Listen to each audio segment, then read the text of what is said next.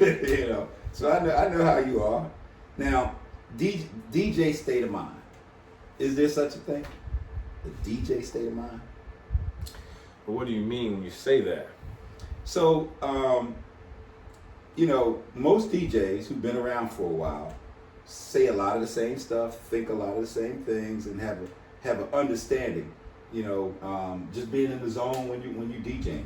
You know. Oh yeah. I mean, when you doing a party and you in the zone, I mean, you could just rip through like songs back to back because you just feeling it. And if the crowd is rocking with you, you just like, oh man, you can go through a 2-hour set and not even know that you went through 2 hours of music. You like, man, I was just dropping them, and you be like, oh. As you playing one, you think in the back of your head, that's gonna go. I got something to go right with that, and you just either pull it in the crates or just in your library, throwing the next one up there. And you just keep it going, you know. So once you zone in, it's hard to get out of that zone. It is hard. You know, you be like, when I'm doing that, and see a DJ state of mind, because now you have to think about the economics involved. So the DJ, and this is what I tell other DJs, you know, and I just throw it out there. You don't have to take what I say. You can do what you want. It's just advice. Right. But I say, hey, nobody wants the DJ that's going to play and jam all night long, and your people are on the floor all night. They just sweaty out. I said, you got to break it up. I said, because if you playing somewhere in an establishment, they're looking at bar sales. So ain't nobody buying no alcohol if they're on the floor all night. So you as a DJ, you got to know when to get in and when to get out. You got to say, you know what? I had them out here for 45 minutes strong. Let me slide a slow joint in here. So they're going to be like, oh, man, why you do that? There's method to the madness. Right. So I'm going to give you a chance to break away, run to the bar, get you a couple of drinks, and buy some lady a drink or whatever, and then we're going to come back and start it all over again. You play a couple of slow ones, and then, of course, you want to do it so they can get close to somebody. Right. Because they've been talking all night long. Hey, what's your name? How you doing? Blah, So blah, you be blah. looking at you be like, all right, I know what time it is now. Yeah. About 11:30, quarter to 12, you start to go into that zone. Right. And see, a real DJ would know how to do that because they've been in the game long enough.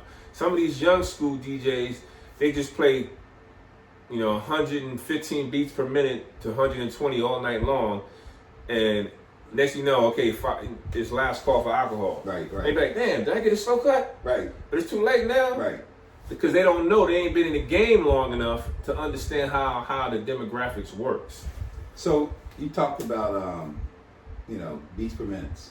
You have a favorite set, a favorite zone?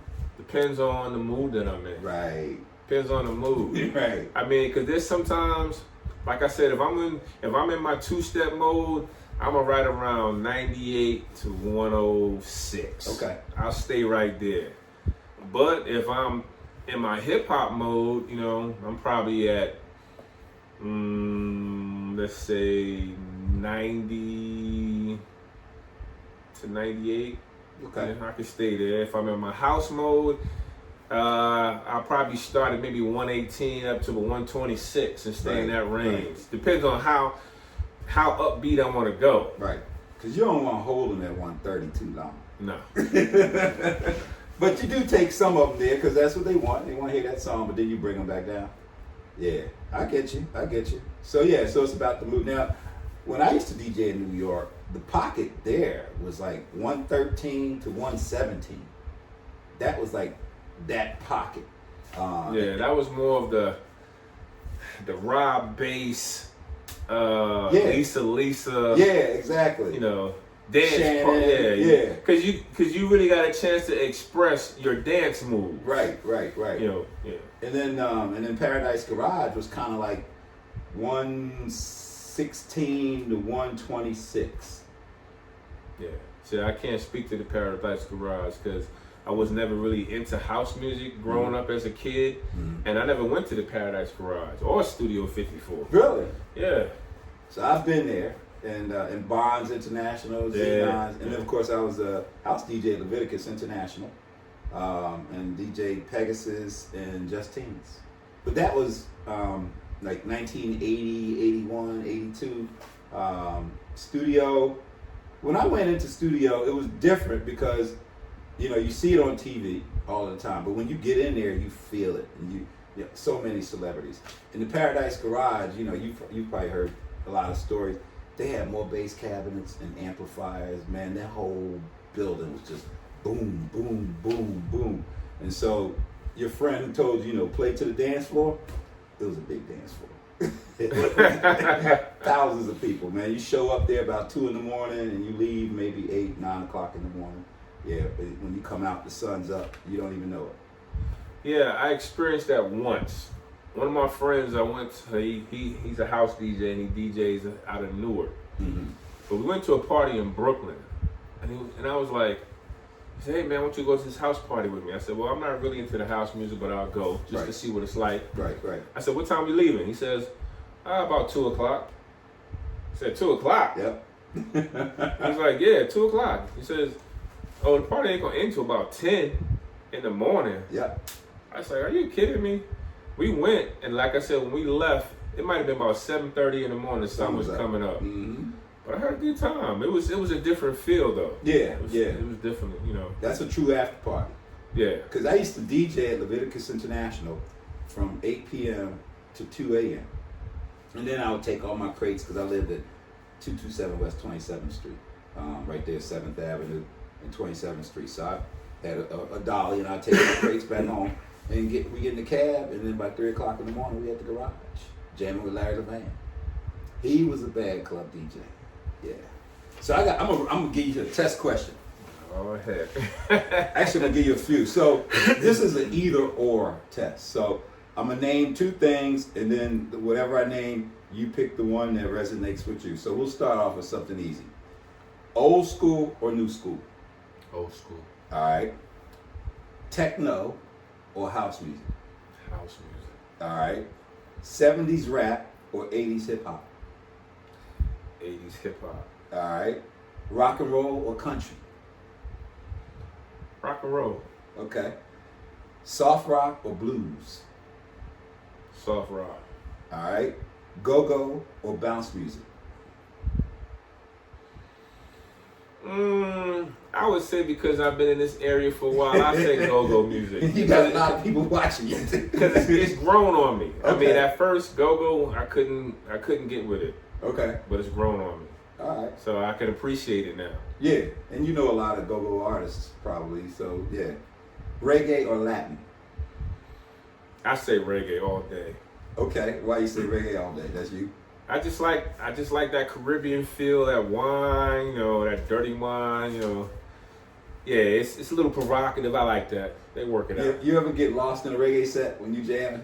Yeah. You be like, I'm there too long. I gotta get out. Yeah, because people really be feeling it, and I be feeling the vibe and the beats. Right. And it's hard to move. Right. Yeah. But you gotta get out. Yeah, you gotta get out. Yeah. R&B or funk? R&B. Okay. R&B. Classical or jazz? Jazz. Facebook Live, Instagram, or YouTube channel? Well, I'm gonna probably say Facebook Live, only because I haven't really dealt with the YouTube channel, but I probably would have better luck. But I have more friends on Facebook than I do on Instagram. Right. So yeah, I think that my audience base is bigger on Facebook. But Facebook shuts you down as soon as you start rocking and get good in the groove, you start seeing that little red thing come up saying, hey, we're there to cut you off. I'm like, darn it. One time that little red thing lasted a long time. I didn't get cut off as fast as I thought I was going to get cut off. But if you continue to keep playing when the red banner comes up, you can't save the video. Oh. So you got to cut it off before they cut it off on your own. I didn't know that. So when I said, if I go there and hit finish and then come back in live, then it's saved. Yeah, then I didn't know that. Yeah. Okay. All right. It's good knowledge. So vinyl or Serato? I know the audience is probably gonna kill me for right now, but I'm gonna say Serato. What? Serato. Only because, and I'm going to explain. I grew up on vinyl.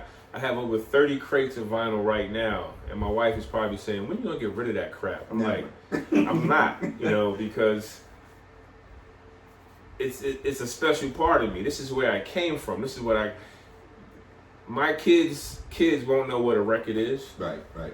Never seen it. Like I said, unless they see it on TV. The vinyl, I say, is where I came from. But the reason I say Serato, because it makes it so much easier. So I'm all about working smarter, not harder. Like if you look behind us here, you got about 20 crates of records here. But if you're doing a party, now you got to expand all this manpower to get all your music into the facility, not including your equipment. Right, so that means you got to either hire somebody to help you, you know, and that's going to take away from your profit. Right. You know, so it's easy to go Serato when you can just have a thumb drive or a flash external with all that music right there compressed in a data file. You ain't got to carry nothing. So I need to learn how to do that from you then, probably. Yeah. Yeah. And I can show you. Sure. Each one teach one. There we go. Yeah. I'll learn some of that from you, because there's a lot to Serato that I just don't know. I don't know all the ins and outs of Serato. I'm learning something every time I'm fooling around. When I get with other DJs, they show me stuff that I didn't know, and vice versa. I show them stuff like, "Hey, did you know there's a way you can go in there and black out the song, so if somebody's coming up to you, they be like, what is that?" They can't see it. Like back in the day, we used to black out the record. Right. What's that jam playing? I ain't gonna tell you. Right. Yeah. Right. No, I get it. Okay. So turntables or CDJs? I'm gonna say CDJs, only because don't get me wrong, I got a pair of Technique 1200s and I never get rid of them because they are workhorses. Right. And that was the best Panasonic product that they ever made. Because I've had my turntables over 30 years and they still work. Right. So to have an electronic last that long is saying that's some good workmanship. That is. It is definitely the industry standard. But the reason I say CDJs, because the needle don't skip. That's true. I remember DJing on a boat one time. On turntables. But I brought my cassette player with a pre-mixed tape just in case. And sure enough, boat started rocking, the wind started blowing, the needle started jumping. I had to go to the cassette tapes. So yeah, you got a good point there. You'll never have to worry about that with a CDJ. You can scratch till the cows come home. I've seen your CD collection back in the day. So I still have them. Yeah, you had those books. I still have them. I got about 30 of them. Yeah. So turntables or controllers? Because with turntable you got a mixer and two turntables. Controllers are just one big old unit. I'm all about the controller for the simple fact it's one-stop shop. You got everything you need in one assembly. What I don't like, there's pros and cons. Mm-hmm. With the turntables, are you talking CDJs or are you talking turntables? Turntables. With the turntables, you always got to worry about the needle breaking. Right. So you got to have backup needles. Right. With the with the controller, it's an electronic piece. So if you have a hiccup with that controller, you got to power it down. Mm-hmm. So you have no connectivity until till it restarts itself. So people in the crowd are saying, "Hey, what the hell happened?" Right. So yeah. Okay. It's a catch-22. At least with the turntable, you can play one song and try to figure out. Yeah. So we'll keep with this for a little while because this is helping, even the audience to learn a lot from a real DJ, and you're educating. But I already know this answer. I was going to say powered speakers or amp and wires. Powered. Okay. Only because it makes it simple. It makes it easier. But again, there's pros and cons to that too. With the amps, you gotta have multiple, because one speaker's not gonna do it all unless you buy a full range speaker. Right. But any real DJ wants subs, mids, and highs. So that means you got to have 3 amps. Yeah. Or you can get away with 2. Mm-hmm. You know, but you got to at least have 2. And those amps got to be, they got to have a whole lot of wattage. Right, right. So they're going to be pretty heavy. So you're going to have somebody help you carry that. They got to have an amp rack. Right, right. You got to have a vehicle big enough to, you can't put that in a car. Right. You know, so you got to have a van or something like that. With the powered speakers, the amplifier is built in. So all you do is plug into an outlet and you're good to go. But if the amp fries, then you got no sound out the speaker. That's true. That's true. So, light systems or no lights? Any DJ to me that don't have lights is not a DJ. That's just me. Everybody can have their own opinion, but a real DJ wants to have lights so he can have an effect in the room. Right, right. You know, Create the ambiance. exactly. So, you answered this one earlier, but the question is, work the mic or not necessarily? Work the mic. You know, to me it's necessary because nobody wants to dry DJ. You got to be able to, you know, point people out as they come into the room. That, like you said, they didn't even know that you were talking about them. Hey, I see the lady in red walking down looking a little nice. You know, you gotta say different things that catch people off guard. Oh man, what are you talking about me? Right. That's true. So now, do you when you're DJing or you're just at the beginning of a night, do you get them dancing right away, or do you want to warm the crowd up for a while? I like to warm the crowd up. I like to first, as I'm setting up, I'm scanning the room. Mm-hmm. So I'm kind of seeing what my crowd looks like. Right. Because any real DJ knows nobody shows up on time. It's true. So why you want to waste or expend some really hot jams at the very beginning of a show and the bulk of the crowd is not even there yet? Mm-hmm. So you play some filler music, depending on what your age category is or who you're playing for. If you're playing for some African Americans and they're 50 plus, you know, you might can get away with some Casanova, right. You know, or some Wifey or something that's, even though Wifey is still midstream, you can still play that to this day and still get people on the floor. Wifey's like a Frankie Beverly, Before I Let Go. Right, you know people will dance to that song. So you can play those because there's a whole lot more other songs that are out in midstream right now that you don't even need to play those. So you can play those early on and don't have to worry about, oh man, I done shot my wad. Right. But I got other stuff in my arsenal that I can play that's just as good, if not better. That's true. That's true. So, huge ballrooms of 1,000 plus, or clubs less than 200? I'd probably say clubs less than 200. You like the intimate scene? Yeah, I like to be able to touch the people. Okay. All right. Outdoor events or indoor events? Most of my events, I'll say 95 of my events have been indoor. I do like outdoor events, you know, from time to time because I like to be able to showcase my system because I feel I have a lot of system that I never get a chance to utilize because the venue's not big enough. Right. So I got stuff that I need to air out. Right. You know, and I said, hey, I'm looking to play an outside, you know, stadium type of event so I can bring 6 subs out and 7 tops and and go passive. Right. Just cranking. You know. Right. So crowds, you already answered the type of crowds, but when you DJing, do you always play line dance music or not necessarily or not? So your thoughts on line dancing?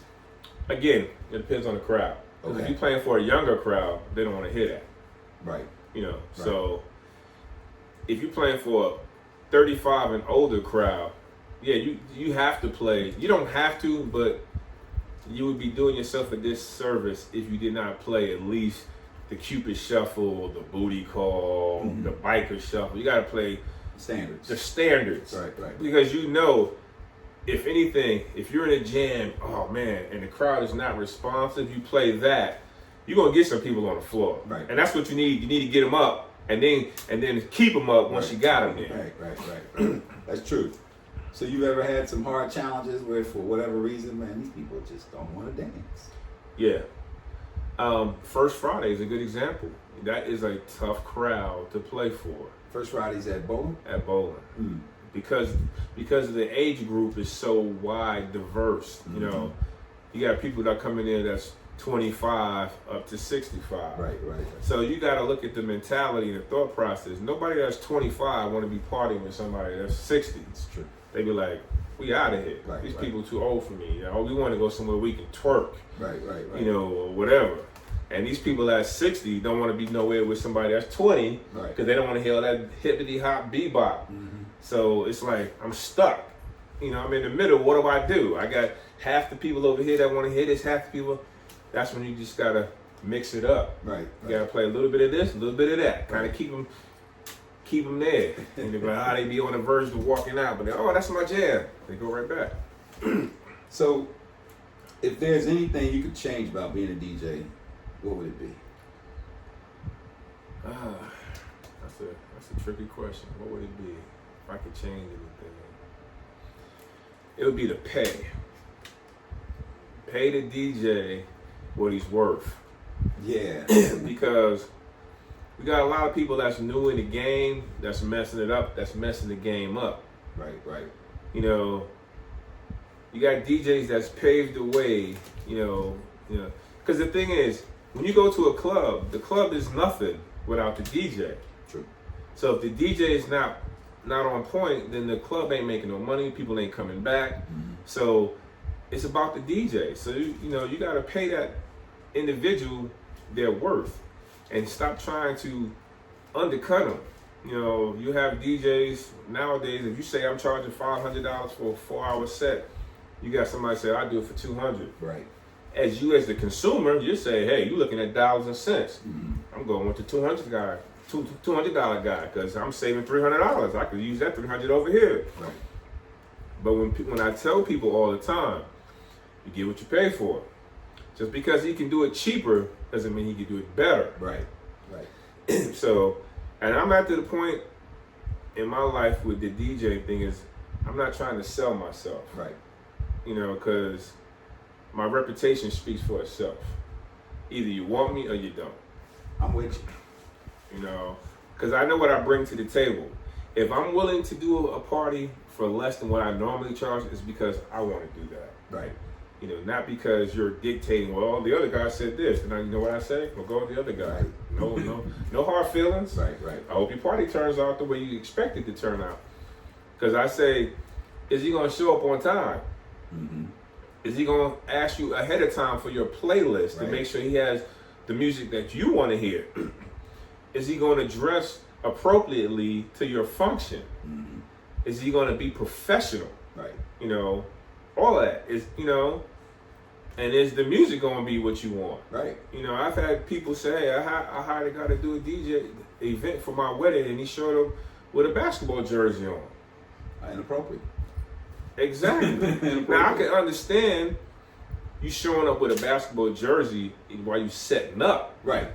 But before it's showtime, go in that bathroom. You go in that bathroom, you put your suit on and come back out. Exactly. But you and I know this because we're experienced, we're seasoned. But other people in the game, they don't know that. Somebody has to teach them that. You know, so that's where we come in and mold them. Hey, if you want to be successful in this game, these are some of the things you need to do, or you ain't gonna be around long. And what you're saying right now, this is gonna be out there for the world to see, and a lot of the DJs can listen to this and get educated from DJ Bobski, from your years and years of practice. I mean, shoot, you've been doing this for 47 years, or how many years you been doing this? I started in 75. 75, 85, 95. I'm doing the same thing. 205, 15. So 45 years. It's a long time. Your ass is old. Yeah, I am. You're old school. But I'm still here, baby. So Have you helped other DJs become DJs? Yes. Yes. How does that feel? It feels good when you see the growth. Right. Because I had a guy, I put him under my wing, you know, take him to every party. Because when I show up without him, they like, where's your man at? Where's your sidekick at? Right. They're looking for him because they know every party I'm doing, I have him with me. Mm-hmm. You know, so it got up to the point where I started him out with a little starter set just to get him going. Okay, then I started giving him music, get him going. So then he started doing his own thing, and you're starting building his own clientele base to the point where he became independent. Mm-hmm. He could do his own. So, you know, and he likes to play house music. Okay. He can play R&B, but he likes, his strong suit is house music. Okay. So he's really gotten really good where he has a strong following. He does a couple of radio shows, internet radio stuff. Mm-hmm. So I'm like, okay, so you're doing your thing now. So I even tell him, I say, I can't even play that house music like that because I don't know the house music like you. Right. I come to him for his assistance. Hey, tell me what's hot because I don't know what's hot. Right. And I got to go home and play around with it and get comfortable with it before I come out to the public. Mm-hmm. So yeah, I've taught a lot of different DJs. You know, I've mentored a lot of DJs along the way, and they've perfected their craft and, you know, real good with it with the scratching and battle DJs. And I'm like, hey, I can remember when you was a little snotty-nosed airman and you was saying, hey, I want to learn how to DJ. So I look back on them and they still in the game. That's good. I mean, it's a hustle, you know, and a business, and it's fun. Yeah. I mean, it is fun. And I see DJs out there doing it for the sole purpose of making money. And I remember when I was DJing, I didn't even really think about the money when I first started DJing. I was just trying to get good. I wanted to be like that guy, you know, on the radio. I wanted to be respected. And then as I got older, I wanted to be respected by other DJs. And so therefore, you better have some fun doing it because you're not going to always get paid what you want, to your point. You don't get paid enough as a DJ. Yeah. Now, what advice, now before I ask that, let's just say, do you have any regrets about being a DJ? Or is there anything you would like to have done differently? I don't have any regrets about being a DJ. I love what I do. I just wish that I would have taken it a little bit more serious early on in the game and marketed myself a little bit better. It took me a long time to brand myself because I had the skills. I just needed to hone them and, you know, and perfect them. Mm-hmm. So I wish I could have done things a little differently, you know, but I don't have any regrets because, like I said, you know, I've been in the game all this time and I never had a website. 45 years. Yeah, and all my gigs come from word of mouth. Right. So that's the best advertisement from word of mouth because people talk. Very true. So, and like I said, I know what I can do, you know, and I know what I can't do. Right. So if somebody say, hey, I want you to do this and do all these tricks, I'm like, that's not my swim lane. I don't do that. Right. Now, if you want me to blend and smooth R&B mix you, I can do that to death. Old school R&B, some ballads, some quiet storms, I got you. Right. Speaking of the blends, so one of the questions I was going to ask, so I'll ask you now: sync or no sync? No sync. You got to do the ear. Yeah, I'm learning to sync, and I appreciate it, but sometimes it's off.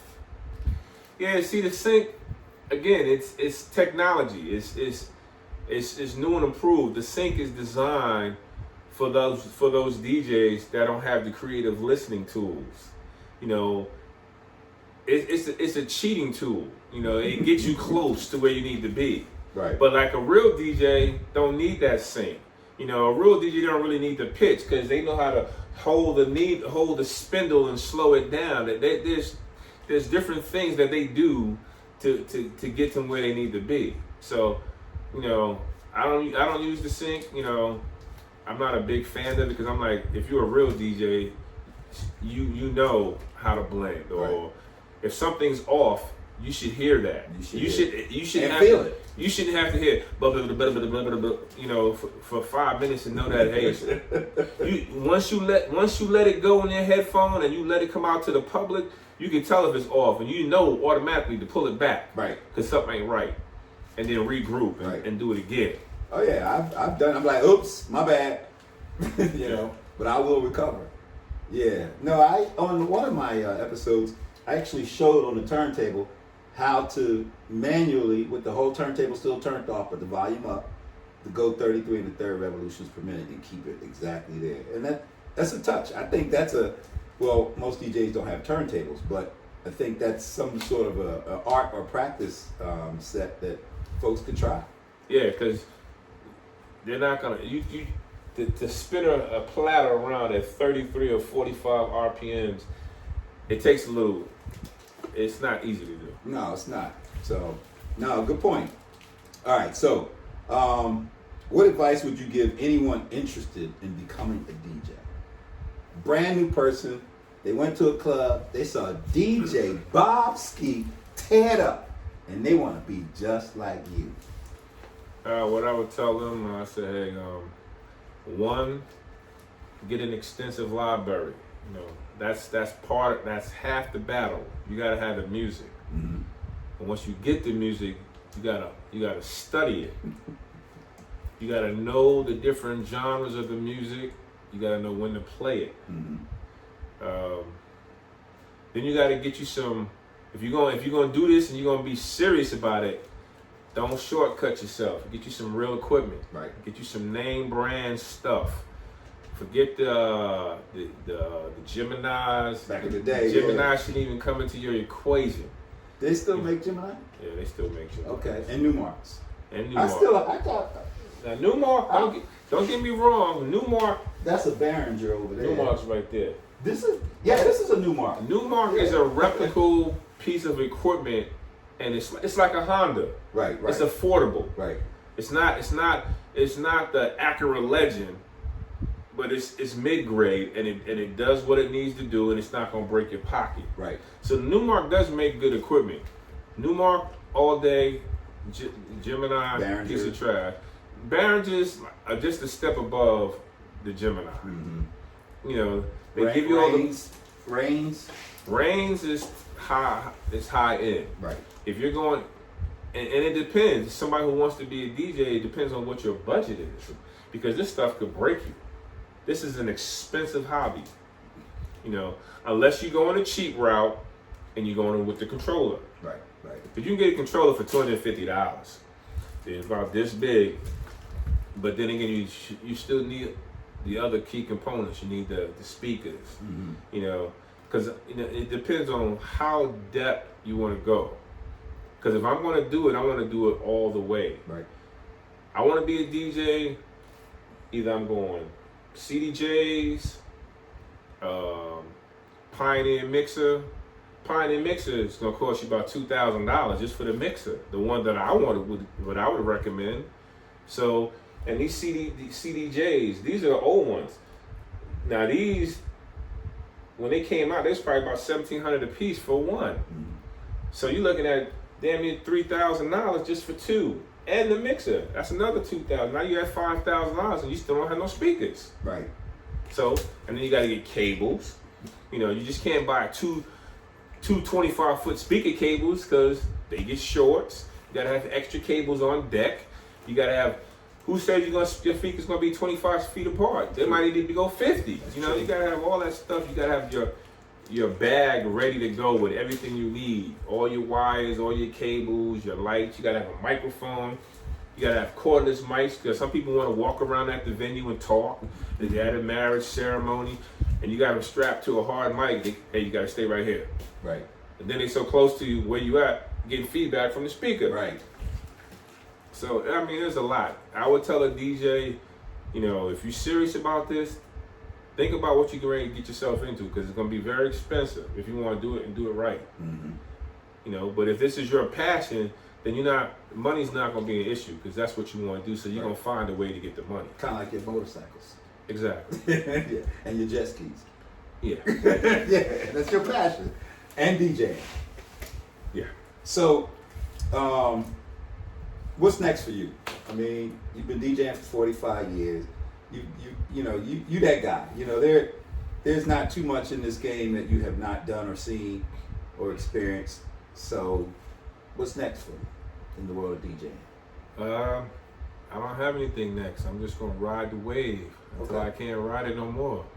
Now, you know, I always used to say, you know, when I was younger, I would see older DJs that were DJing. I said, man, this dude's old. You know, what does he know about this type of music? Now I'm that dude. Right. Now I'm that dude playing this music. I'm the older guy, but I still can relate to the younger crowd. But then again, as you mature in DJing, you turn down certain gigs. You know, like I won't do a kiddie party for some young kids because I don't have the music that they want to hear. And the stuff that they want to hear, I don't want to hear it. Right. And it's too profound, and I don't understand how their parents even let them listen to that stuff. Mm-hmm. So I'd be like, I guess I'm so, what's the word I'm looking for? Programmed, because I've been working with so many military clubs that the music that I play is clean. Right. So when I play a song that's sanitized. Explicit lyrics, I kind of cringe, like, oh, did I just play that? Yeah. Because I'm so used to not I playing had one that. slip one time. I was like, whoa. I said, but everybody already heard it and they know what it is. But yeah. But there are a couple of them that I like, that I just like. But yeah, I get it. So you say you're just gonna keep on doing it, man. It's like Lionel Richie, right? He still sings. Yeah. And he in his 70s. Yeah, I'm gonna just keep on doing it. Like I said from the beginning, this is my serenity. I love music. You know. So on that note, I've asked a lot of questions. You know, but you're a DJ, so I can ask these kind of questions. You know, I can't just ask a DJ who only been DJing for 5 years these types of questions. But having said that, is there anything you want to say that I didn't ask, or any thoughts you want to present to your audience?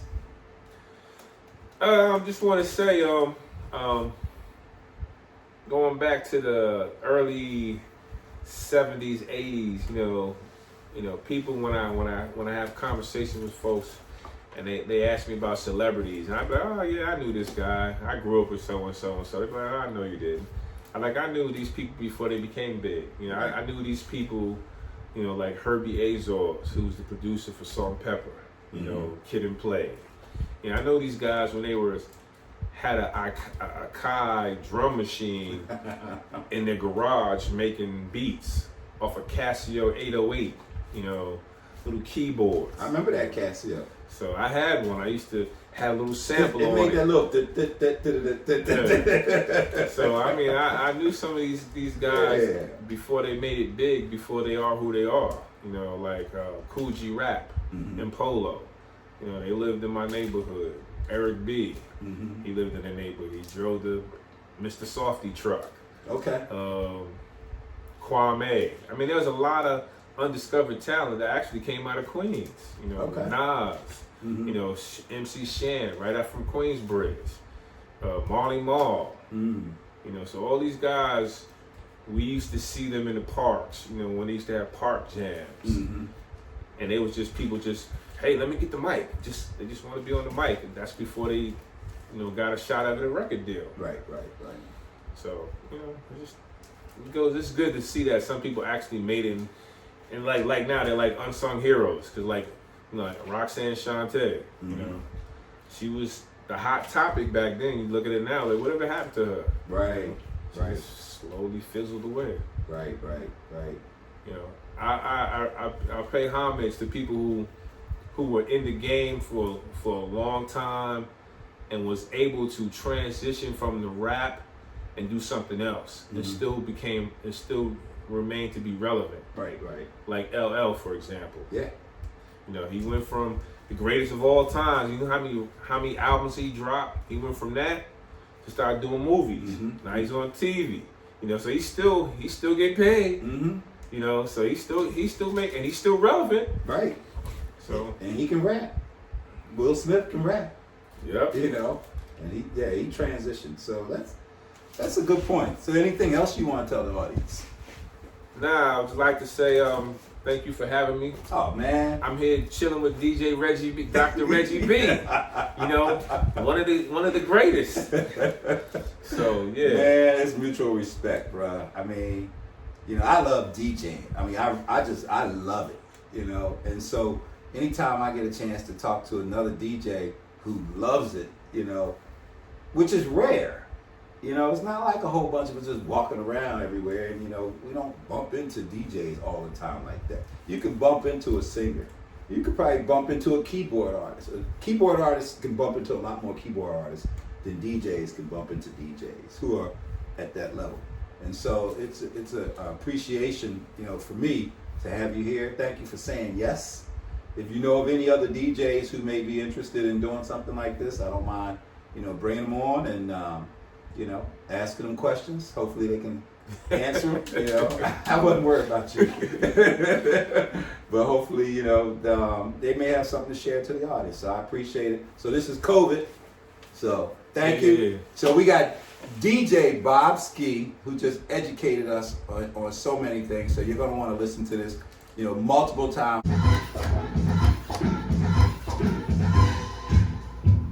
It's been a long time since I fooled around some turntables. Well, this show is about turning the turntables, man. Turning the tables.